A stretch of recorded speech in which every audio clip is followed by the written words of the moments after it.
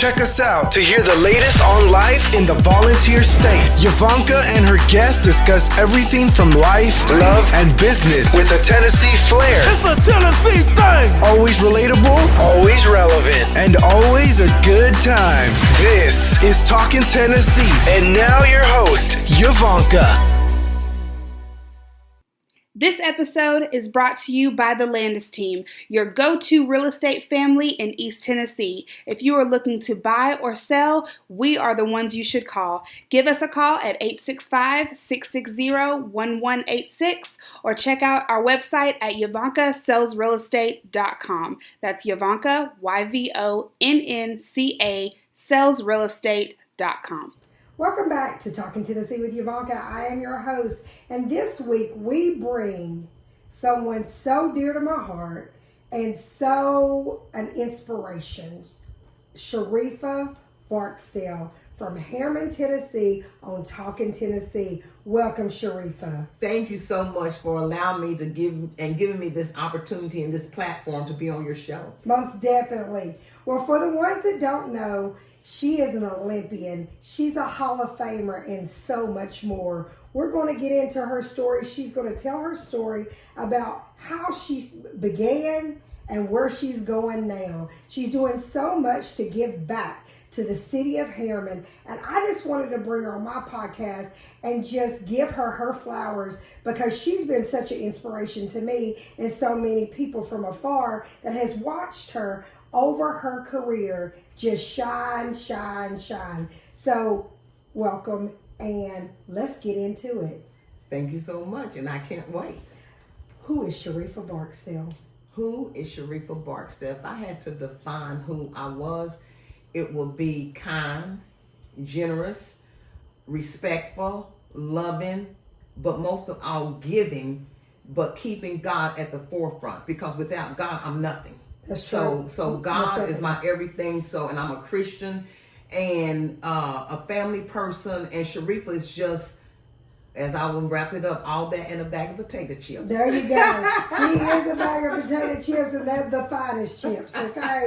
So let's talk about your life, Sharrieffa. You know, me growing up, I was younger, and so you were more closer to my aunt's age, and she always talked about you, and she always talked about how you were the best, and that you always exceeded every expectation, and that you would work really hard, in school, not just as an athlete, but just as a student. Where did that come from? What gave you your beginnings? Well, it's amazing that you would talk about your aunt Adrian. Yes. Because when we were growing up, Adrian always wanted to teach us. Yes. So we would be in that basement, and your grandfather and grandmother said, make sure you got them reading and everything. So I wouldn't be paying attention. So Adrian said, Sharrieffa, you need to be paying attention. Like that, I be wondering, my eyes wandering, stuff like that. But it starts in your community. It starts with my family. It starts with my mother and my father raising us, putting morals in us, but most of all, being the student of the game, because you can't be anything if you can't read, write, or spell. So growing up in a small community of Harriman, Tennessee, and on Sevier Drive, Unaka Street, we were all a tight niche. Right. And I'm glad to be from Harriman. I'm glad to be from Roane County, because that's where I got my foundation. It's from my family, my mother, my father, and the people in the community, because they did not mind to correct you if you were doing something wrong. Most definitely. In today's society, you cannot do that. You can't correct. No. But the best thing about the correction that we got, it came out of love. Even when they were, telling us we were wrong, they still brought love with it. Yes, they did. I want to honor your mother. Your mother, her mother is still living. How old is your mom? My mother is 96, and my mother, Carrie Barksdale, is a hot mess. Girl, I get on that phone and she said, Shree, is this you? I said, yes, it is. But for her to be living and be able to comprehend and still have her memory is such a blessing, and it's nothing but God. Yes. I dedicate this podcast today to her mother, because we all know mom and dads do a lot of parts, but when moms just bring something out of us that is amazing. And I know personally that your mother was a strong force in our community. Yes. She was a strong force, not just for her children. Miss Barksdale, she would always greet me with a smile. Always hug me. Encouraging people. Always. Always. When she's at church, you know, she Yes. was hugging people. If she was walking up and down the street, she would be hugging the kids. And that right there tells you that that's a good person. And when you say you're a giver, you had to get it from your mom and dad, because it starts at home. It starts at home. And you know what? They always taught us it's better to give than receive. Yes. And again, I don't know, I'm more happy. The most that I am, I'm happy giving. That's what makes me happy, is to give, to make other people smile, to see smile on a child's face, to see smile on a grown-up person's face. So I am most definitely, that's my number one accolade, is a giver. Yes, most definitely. So Sharrieffa, what made you embark on, you know, becoming a runner, wanting to be on a track team? What was your start? Well, believe it or not, in the neighborhood, there was this dog named Woody. Okay. Woody was a black dog. Woody would never chase anyone but me. Really? Woody would wait till I went to the grocery store, no matter whether it was in the morning, in the evening, at night. Woody would stay at the top of the hill and wait till I come up the hill. Betty, Tarsha, Sheila, Leisha, Neil, they would all walk by. Woody would not mess with them. Woody would attack me. Woody would chase me. And when I would fall, Woody would never bite me. Woody would take off like, hey, I made a fall, and I caught But him. he would just chase you. He would just chase me, so I had to outrun Woody. So it's like I got to outrun, because I know Woody is waiting. And the thing about it is, I could go to the store and Woody wouldn't be nowhere. Woody would time it perfectly, no matter what time. He knew you was coming. And so it all started with the black dog Woody, Frederick Coleman them dog, Mr. Charlie Coleman them dog, Woody, that chased me. And then I remember my father, when he was living, he was a carpentry. And so he was building, my brother, the late Val Barksdale, and my father, late Marcellus Barksdale, he was building him a basketball court. So he had some 2x4s, and he had the cements and everything out there. So I remember taking the 2x4 and putting it on these bricks. Okay. And I just started running and jumping over, but I kept on falling, and Val would laugh. And so Daddy said, get on back up, go back out there and try. Because Daddy didn't know what I was doing. I was just running over things. So I kept on doing that. So finally I got it. And he said, I told you, being persistent, you would get it. So then when the Wilma Rudolph movie came out, Wilma Rudolph, and she was a big idol of mine. And I remember going to the library, and I asked the librarian, I said, do you have a book on Wilma Rudolph? She said, no, silly child. What do you want a book on Wilma Rudolph? I said, because I'm going to be in the Olympics. She said, oh, no, you're not. That's what the librarian told me. So I went, and it took me. How old was you then? I was in the 5th grade. 5th grade. 5th grade. Keep going. And so I went and I found the book. And so I came back home and read the book and everything. So as time went on, when I came a freshman in high school, I didn't make it to the state track meet. Okay. And so my sophomore, and the only reason why I went out for track, because my brother Val ran track and he played football. So I wanted to be like Val. Okay.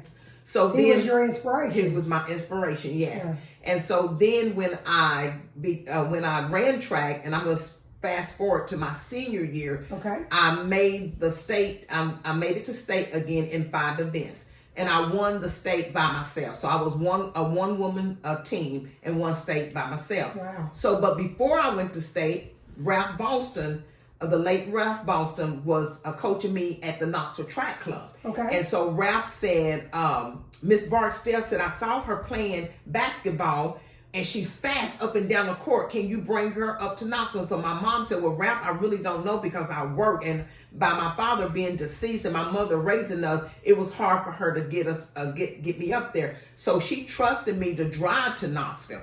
So how many brothers and sisters do you have? I have living and deceased. Total is 7 of us all together. Okay.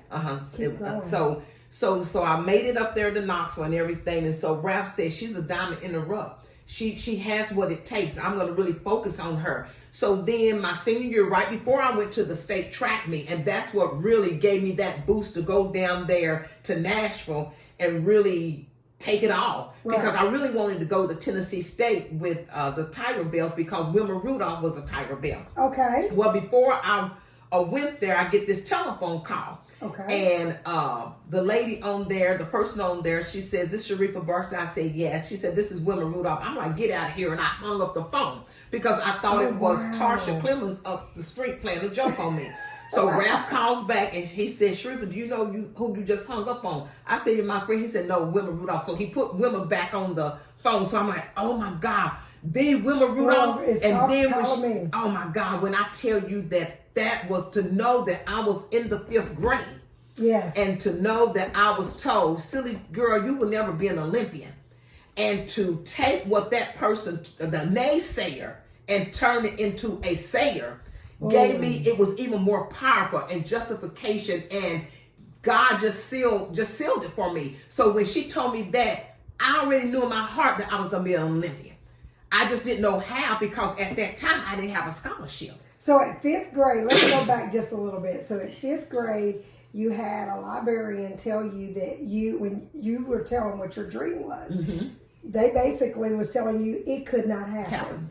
But you showed them, "I'm going to work for it." So from 5th grade all the way to my senior to year. your senior year, it was, "I'm on a mission." I'm on a mission. I'm on a mission. And what a lot of people don't know, that I was the first black drum major. Really? Harriman. Yes. I did not know that. Yes, and I played the flute and the trumpet. Really? Yes. And so my main thing was, like I said, I played basketball. I was a cheerleader. I did it all, but my main love was track and field. But again, when she called and told me to go out there and have fun, I went down there and won the state meet. So nobody recruited me but this one school, Old Dominion. Old Dominion, okay. And the late Dr. Gibson came down. I was going to sign with Old Dominion. They came down to my house. Okay. I was ready to sign. The telephone rings. And it's Coach Terry Crawford from University of Tennessee. Yes. So Terry Crawford says, "Is this Sharrieffa Barksdale?" And I said, "Yes, it is." She said, "Well, this is Terry Crawford from the University of Tennessee, Lady Boss." Girl, my heart just dropped. Yeah. I'm like, this is no way that this is Terry Crawford. So she said, "We want to offer you a scholarship." Now, mind me, Old Dominion, excuse me, was gonna offer me a full ride. Okay. But Terry, because we were still under Title IX, they didn't have full scholarship. Correct. So she said, "We can give you a partial scholarship." Now, Val went to college there, was the first true freshman to ever start as a football player. So I'm like, oh my God, I will get to go to University of Tennessee. I will get to be with Val. This is heaven. So I'm like, hold on one second. And staying in Tennessee, yes. right? So I said, hold on one second. So I called my mom. Now, mommy, Dr. Gibson, and his other assistant coach is there at my house, ready with the letter of intent.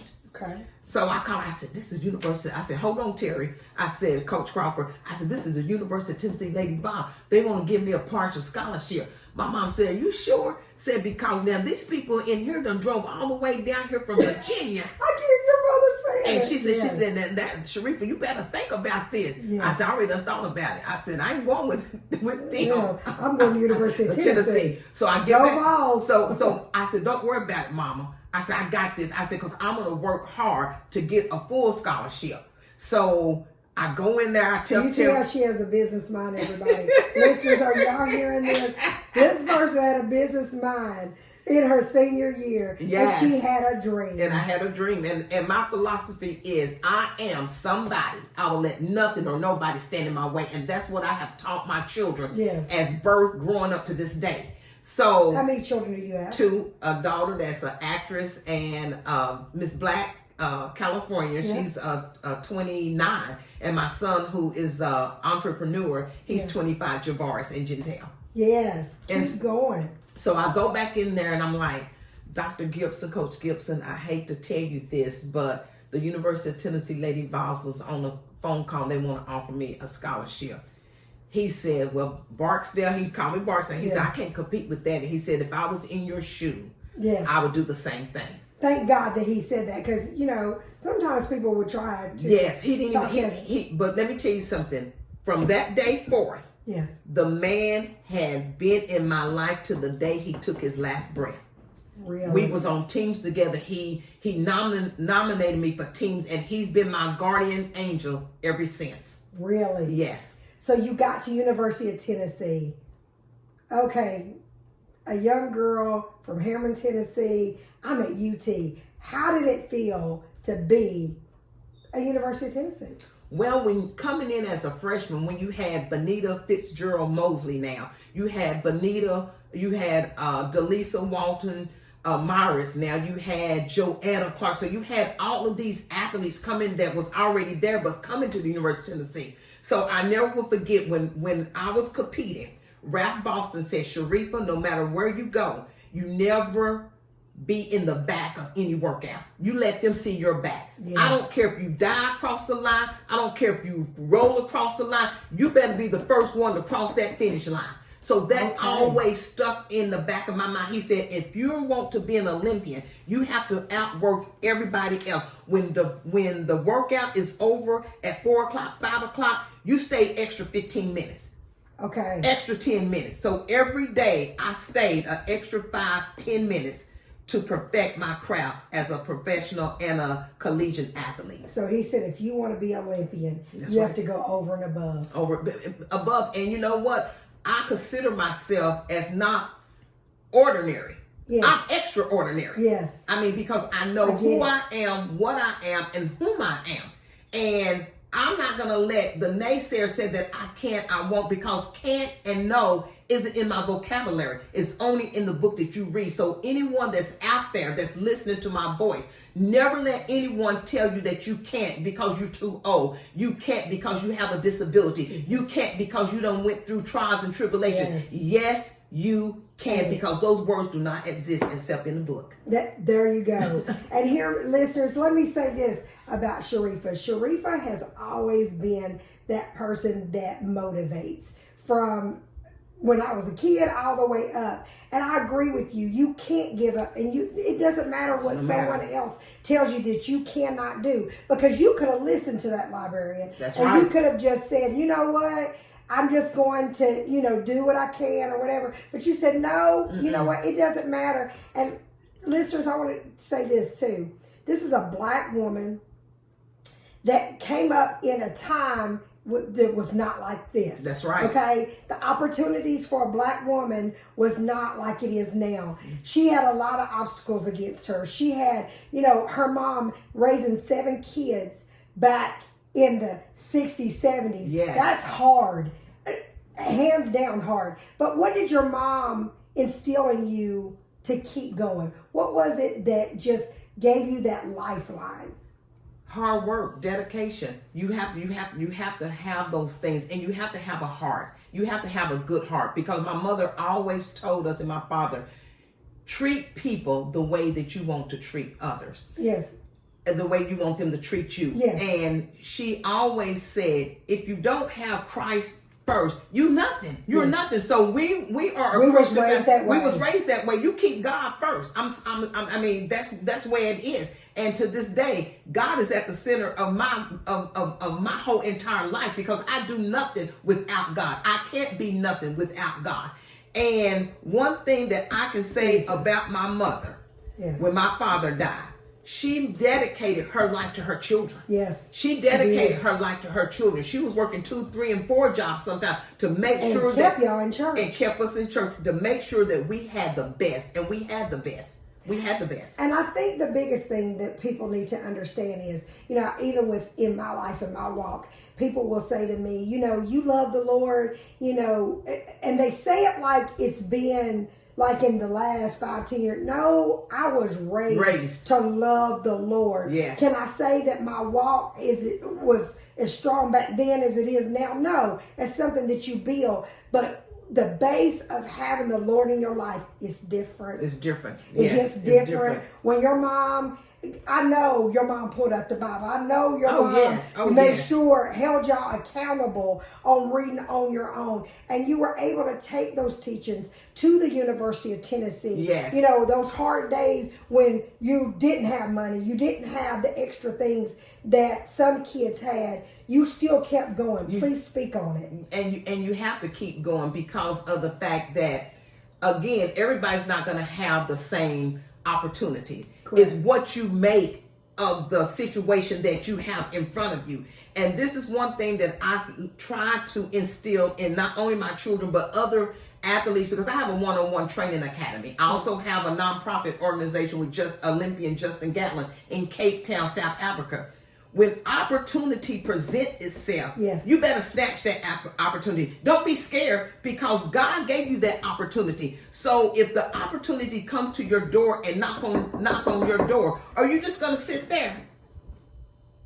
I think not. I'm going, and if I fail, if the opportunity that I'm pursuing doesn't work out, that's okay. It's okay. Because you know what? I tried. Yes. I gave 100%, but you know what? 100% for Sharrieffa Barksdale isn't enough. I gotta go beyond and call and duty. I gotta give 1,000%, because I'm not gonna leave no stone unturned. I'm gonna dot my I's and I'm gonna cross my T's. Yeah, there you go. Yeah. And as a Black woman, can you speak on, you know, out in this world right now, you know, the world needs to come together. All races need to come together, but there is still a divide. Can you speak on, like, when you were at University of Tennessee and on, how was it, you know, as a Black woman, did you have to go over and above, you know, to be seen, or was it just your talent just spoke, or both? My talent, but then again, and I'm going to say this, there's more racism now than it was when I was growing up. I didn't, and I'm 62, but I can honestly say that I didn't experience racism in college. I didn't even experience it after college, because of, I didn't experience it. I don't remember Roane County, and you can correct me, I don't remember experiencing racism growing up. I think our community was so tight-knit that our parents may have seen it, but they really shielded us from that. Even down to, like, drugs. I don't ever remember, like, drugs how it is now. I don't remember that in our community. I don't remember that. And let me tell you something. Back then we ate, like, Mike Western is one of my best friend. I would go all the way out to West Hill, and I would eat at their table. Exactly. They would come over to the house, so it wasn't never that. So again, there's more racism. There's more racism now than it has ever been. And why? Why? Yes. We all bleed the same. We do. God made us all the same, but just different shapes, size, and color. And we put our pants on. And we put our pants on. We wash our face. Everything is the same. So why do you hate the color of my skin? I don't hate the color of your skin. Correct. Because I wasn't brought up like that. And the God you serve and love us all. So that's the reason why. And it's hard to comprehend how people treat one another. And it's scary because I'm scared if my daughter and son go out there and drive and something happened to them because somebody didn't like the color of their skin. Yes. That's crazy. It really is. And when you stop to think about it, when you don't have that kind of hate or you don't have that kind of feeling, it's hard to understand and comprehend how someone else could have that. Right. You know, because we just wasn't raised that way. Right. And you know what? Even today, if I see someone on the side of the road, I still give. If I see someone at the store, I may pay for their thing. If I see somebody at Starbucks, I may pay. Hey, what did they order? Go on and take it off my credit card. Yes, that's just the type of person that I am. And if you know what, and that's why you're blessed. Yes, that's why you're blessed, because people don't understand the secret in success. The only secret is the more you give, the more you receive. And that's what the Bible says. And it's such a great gift to be able to give, because your story is a success story. You were in a school, someone told you when you had your first dream, I want to be an Olympian. Yes. They could have killed your dream your mind. In my mind, but you know what? No, and I'm going to say, no, they couldn't. You know why? Because Carrie Elizabeth Barksdale, my mother, was not going to have it. She wasn't. She was not going to have it. But you know what she always taught us? When you make it, you bring somebody along with you. Don't you leave that person there. You bring them and you help them. I'm going to give you a prime example. I'm on social media. I'm a social media queen. Yes. This young guy was in high school. Yes. I didn't know him. To this day, I have not met him. He DM'd me and he said, I just feel your spirit on social media. Yes. He said, can you help me get a scholarship? So I'm like, okay, send me your resume. So let me see what you've done. And he showed me his workout and he was so determined that it wasn't even funny. I got him a scholarship. He went to college. He graduated from college. His mother and his father could not believe it. I get calls all the time. I get DM. And if I know someone, coach, that needs someone, they're going to go on Sharrieffa's recommendation. I didn't know this kid, but the kid did not let me down because I said, I don't know you, but I'm going to put my name on you. So don't you let me down. And let me say this, that's a big thing because when you're going through life, my grandmother always said, there's two things that cannot be taken away from you is your education. That's right. Education is key. And my grandparents were educators, okay? That's right. At the highest degree. And the second thing is your name. Build your name that when your name comes up, it moves things. It moves things. That's right. She said, let your name speak even when you're not there. That's right. It still moves things. That's how I teach my kids. And so with that guy DMing you and saying, hey, I'm trying to get a scholarship, can you help me? Mm-hmm. I just made a call. You made a call. And Sharrieffa Barksdale was able to move things for this kid. That's right. That most people wouldn't have been able to make. But it took you to build a name. And you have to build that name, and you cannot let anyone tear your name or your reputation nor your legacy down. I have built a legacy. I have built that legacy for my children, and my children are go-getters. Yes. They know the blueprint. So if you fall in the yellow brick road, why are you taking the left when you know you're supposed to be taking the right? There you go. And it doesn't matter. I want to say this. I understand childhood. Everybody's childhood is different. Right. But one thing you have to understand is your childhood is does not define who you are. It's what you do as an adult. That's what defines who you are. That's right. So it doesn't matter if mom and daddy wasn't there because Sharrieffa was raised. Her dad passed away. Her mother had 7 children, but her mother didn't give up. Her mother just kept getting in. She kept getting her kids in. She kept teaching them and driving them to the success that you are today. That's right. So now let's go back to University of Tennessee. So now you've won all these awards, and then the ultimate award comes that you are a United States Olympian. Take me back. Well, let me just say this. Every time that I competed, I got sick and I broke out to hives. Okay. So even when I was at the University of Tennessee and I was the first woman to run 55 and then later on at the Tom Black Track Classic break the American record, I broke out into hives. I was totally sick and stuff like that. But that day that I broke the American record, I knew I was going to break the American record because when I was warming up, I could just feel it. I knew it was just a feeling. It was just a feeling, and I was in the best shape of my life, so I knew I was going to break the American record. So moving forward to the 1984 Olympic trials. 1984. In LA. So I'll never forget, we came out of the tunnel and I got sick and threw up.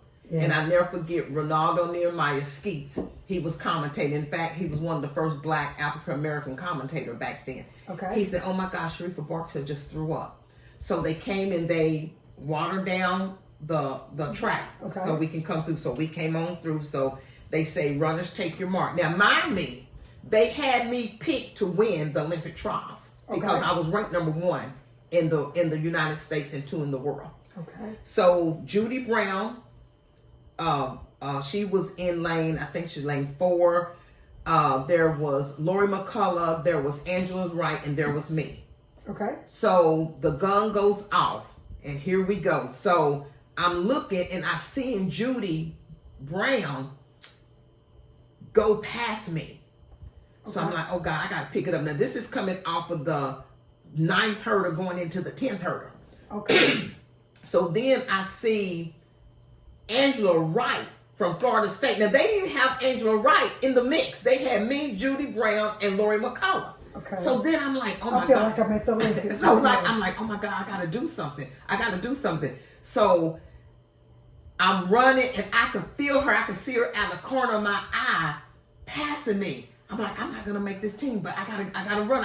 Everything was just discombobulated and in my mind. Yes. So then for the 3rd place, Lori McCullough and I leaned at the finish line at the same time.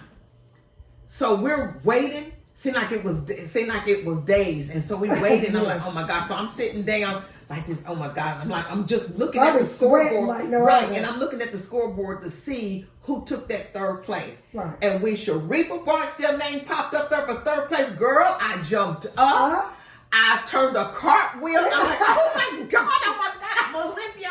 I made the Olympic team. Yes. I'm like, I was praising God because it started back when I was in the 5th grade when I was told, you can't. You're not going to be an Olympian, little girl. I'm not going to help you find a book on Wilma Rudolph. But the devil is a liar. The devil is a liar because Sharrieffa Barksdale was on the 1984 Olympic team. And you know why I made it? Because Lori McCullough chest was flat, and I outleaned her with my torso, and they went by the torso. Oh my! I had just a little bit more than Lori, so yes. I outleaned her. Yeah, because we was there at the same time. We were that, and let me tell you something. The United States Olympic team is the hardest team to make. Yes. I did it. The word can't and no was not in my vocabulary because I practiced every day. I never forget we was out there practicing. And remind me now, it takes people 4 to 5 years to make the Olympic team. I never ran the 400-meter hurdles until 1982. Now it goes with your attitude. Terry Crawford calls me in the office. She says, Sharrieffa, we have a great hurdler in the 100-meter. That's Benita. Okay. She said, the hurdles are a little bit taller. You're not coming off the hurdles fast enough. Well, because I was on the relay, 12-time All-American, all of that, American record with the relay team and stuff like that. In fact, on our relay team that I was on, we set the world record. She said, let's try you in the 400-meter hurdles. She said, because if we try you in the 400-meter hurdles, this is 1982, she said, I think and I believe that you can make the Olympic team. Now, if I was just a typical person and had an attitude, I'm not going to change to the 400-meter hurdles. Look, again, what I go back to, I would have missed my what? Opportunity. You'd have missed the opportunity. So I perfected the 400-meter hurdles in 2 years to make the Olympic team. In 2 years? In 2 years. I made the first world championship in 1983. Okay. Never ran the hurdles before. I never forget I was at Mount Sac and Brooks Johnson. Yes. The famous Brooks Johnson saw me run the hurdles. I was gone. Terry Crawford sent me out there by myself. I knew I had to put on the big girl's pants. She said, I got to put the pants on. I got to put the pants on. And I got to be an Olympian. Right. And so she I said I was going to be an Olympian in 5th grade, so I got to be an Olympian right now. So she sent me out there to Mount Sac, and Brooks Johnson saw me run. He came up to me. He said, I've never seen anyone run the 400-meter hurdles like that. He said, stay with what you know. What got you there will keep you there. He said, I'm looking at an Olympian. This was in 1982. Oh, wow. So, again, I perfected that. And I worked out every single day after track practice. I remember Jeff Grimes. Yes. And they can contest to this. And Jeff Phillip. Barksdale, what you doing out there? Practicing. This was after practice. They said, I don't know why you ain't going to make no Olympic team. I said, okay, we'll see. We'll see. Lo and behold, because I stayed after practice every single day for like 10 and 15. The late Ralph Boston told me, you got to go beyond the call of duty. Whatever you want in life, you got to go. Yes, things are going to be tough. Things are going to be hard. The rough is going to be and there's always hard. going to be obstacles. But at the end of the rainbow, at the end of the tunnel, there's a rainbow. Yes. There's a rainbow. I'm I'm a vessel. I'm proof. I'm proof. Anybody can do anything that they want to.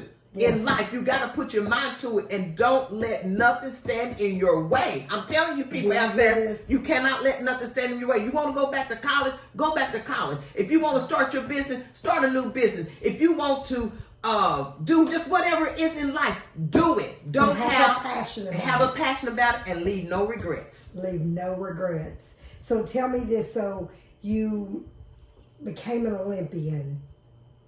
Then with all of your success, what came after you became an Olympian? Well, and you know, although I was successful, yes, sometimes people lose their way. Yes. And so no one saw me after 1986. Okay. And that piece of my life will come later. Yes. When the big project is finished. Correct. But I end up getting married. Okay. Had 2 beautiful children. And then I end up getting divorced. I've been divorced 19 years now. Okay. Never remarried. Don't intend to, because I love my life. She said, I love my life. I love my life. For real. So just, working now. I work for USA Track and Field. But let me back up.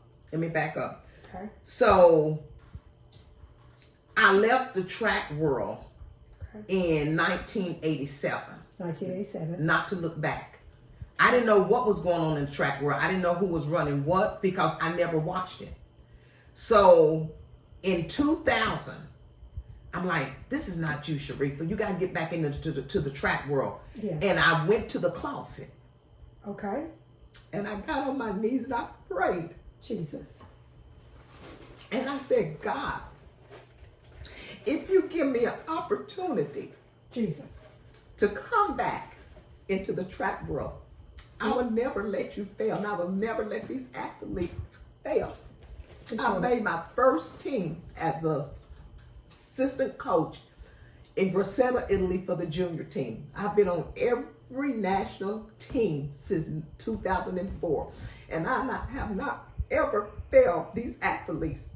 Do y'all hear that? I have not failed them, and I've made God a promise, and I made myself a promise, and I made a promise to those athletes that I come in contact. I will be a motivator.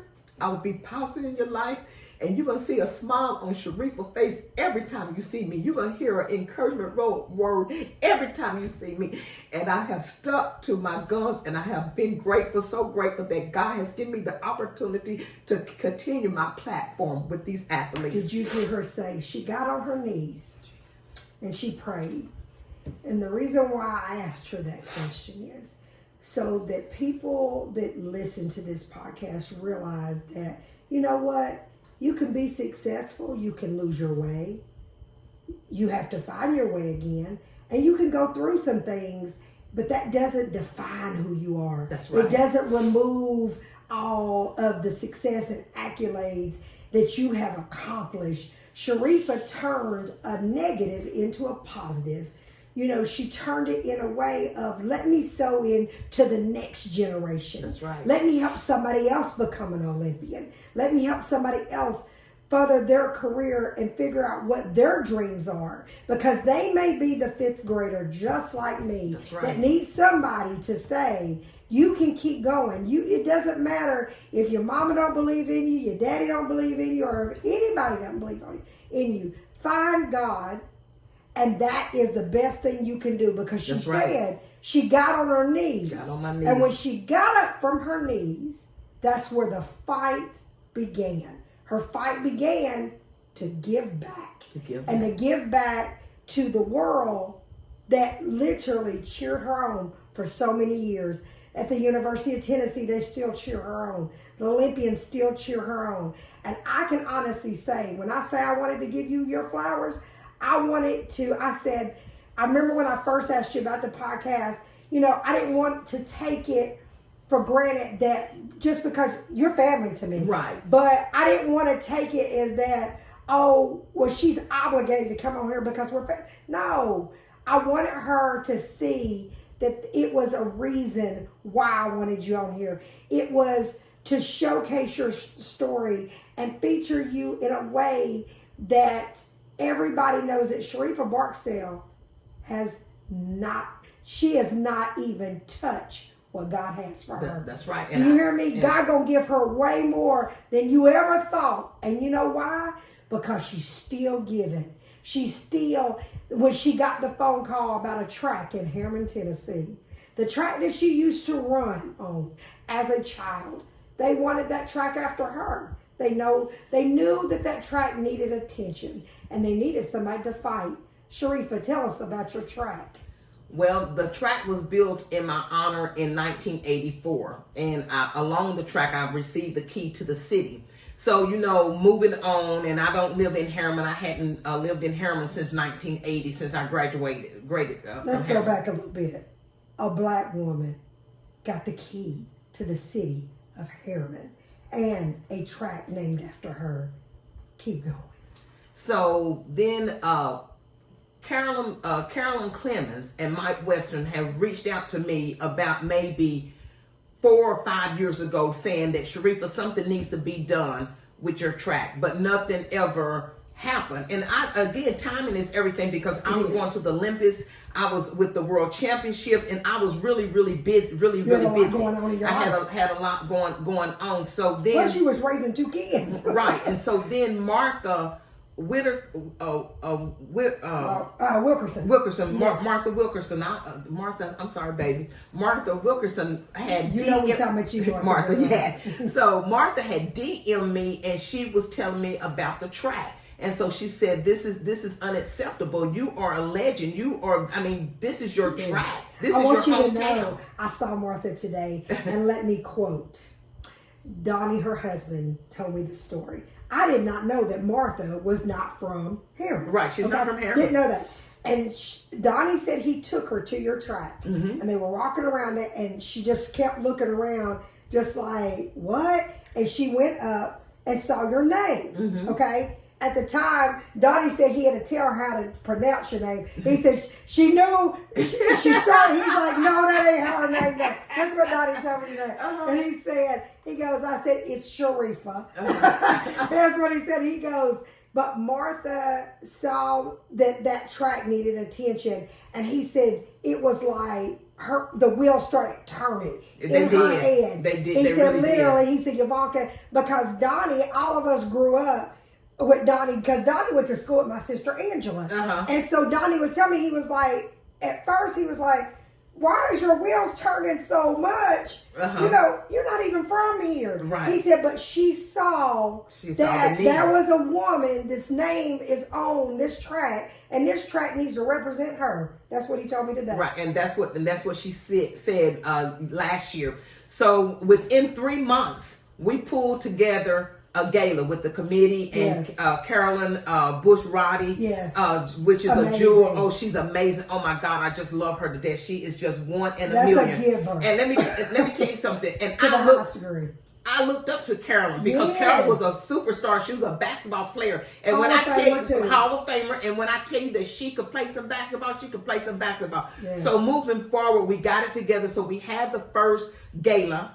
And we raised money, but it's not enough. It wasn't enough to put the track together, and we still need money. So if you out there and you want to give, you can get the donation link on your Yvonka thing. But we really need you all to really give, because all we can make. Will be in the bio. All the links will be on the podcast. You can give to Sharrieffa's track and the foundation. So we will have all the information in there for you. Keep going. Yes, and so now we're coming up on our second annual fundraiser gala, and it's tomorrow night. Yes. And then after that, on Saturday, we have a concert, and we have about a total of 16 Olympians, former University of Tennessee Lady Vols that's going to be there. We got some players from University of Tennessee football team that's going to be there. And so Saturday morning, we're going to have a workout with 4-time Olympian Joetta Clark's dig. Now, if you know anything about Joetta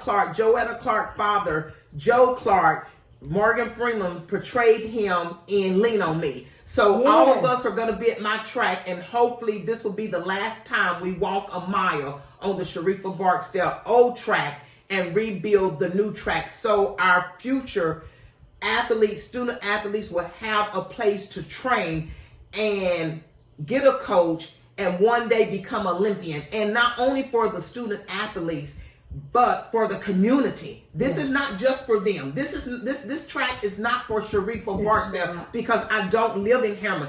I'm doing it for the community. I'm doing it. I'm giving back because I live there. I was raised there. People gave to me in that community. People gave to me to make sure that I had money to go to the Olympic Games.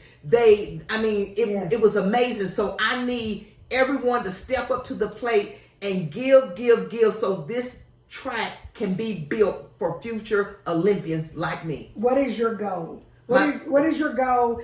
And when she says about the track it needs to be redone, completely redone, and it needs some good love, from the community and the community in Roane County. And I'm not just saying Roane County, I'm talking about anybody that knows anything about giving. You should give, okay? You should give, wholeheartedly. But Roane County has to come together, and they have to understand that, like what Sharrieffa's saying, Sharrieffa doesn't live there anymore, but she does see a need. And so what is your goal, Sharrieffa? The goal is to raise $250,000. $250,000 to put back a track. And this is a track that all the kids in Roane County, it doesn't matter if you're from Kingston, it doesn't matter if you're from Harriman, Rockwood, we all come together different times of the year, and that track it's open to the public. It's open to the public. Anybody can walk on that track, but we've got to have the funds to be able to put that track back. So $250,000 is your goal. Your gala is tomorrow night. Okay. Let me just say that the gala is going to be amazing. She's got 16 Olympians. Yes. She's got Tracy Lynn, country singer Tracy Lynn, coming on Saturday night to sing. And I had never heard of Tracy Lynn. I'm just being honest with you. But you posted, she told you she's the social media queen. She is. And that's a good thing, because I'm the same way. I use social media to have a voice and the platform to do, what God would want me to do. And so when you posted that video about Tracy Lynn, I was like, I've never heard her. And she started singing. Oh, she's amazing. Amazing. She's going to be, you heard it here, she's going to be the next Carrie Underwood. I'm telling you. I believe it. And then you have not only that, Shireen Callister, that was on season 14, The Voice. And she was on there the same time as Chris Blue from Knoxville. Okay. Yes. So they both will be there. No, now Chris won't, but Shareen, yeah, she will be there. And then a girl that's an upcoming artist, her name is 17 Win.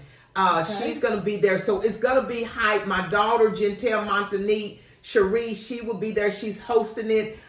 She's amazing. She's so amazing because her new commercial, Flamin' Hot Cheeto with Megan Thee Stallion, it dropped yesterday. Yes. So it's a football, they're doing, this family are doers, and they want to make sure that they don't just focus on themselves. We focus on others. Yes, and how, your daughter, when you sent me that, I'm like, that commercial, I was like, she is doing it, okay? Being featured in a thing with Megan Thee Stallion, seriously, that's big huge. time. That's huge. But I got an icon named Sharrieffa Barksdale on my podcast. And let me just tell you, this icon is bringing back a track that so many people loved and got to play on. And I really and truly want y'all to understand, this story has not been completely told. No. Just know in the future we'll bring Sharrieffa back. Yes. And there will be a lot of big big announcements. Big announcements. And there will be the rest of the story told. So let me ask you this, Sharrieffa, before we wrap up. What's next for Sharrieffa? What's next? What do you got the track. I know you're going to raise the money. I have no doubt in that. Yes. What else do you see your legacy coming with? Well. Or your plan? My plan as long as it's in God's plan. right, and you took the words right out of my mouth. What I do, you know what? As human beings, we tend to do things when we're not supposed to do things. Correct. But I've learned as I have gotten older to wait on God. Oh. And let God order your footstep, because when you wait on God, He doesn't make mistakes. He puts you in position where you can capitalize on those opportunities. And Yes. again, God presents opportunity to everyone. He leaves no one out. No one out. Are you willing to get up off your do nothing stool?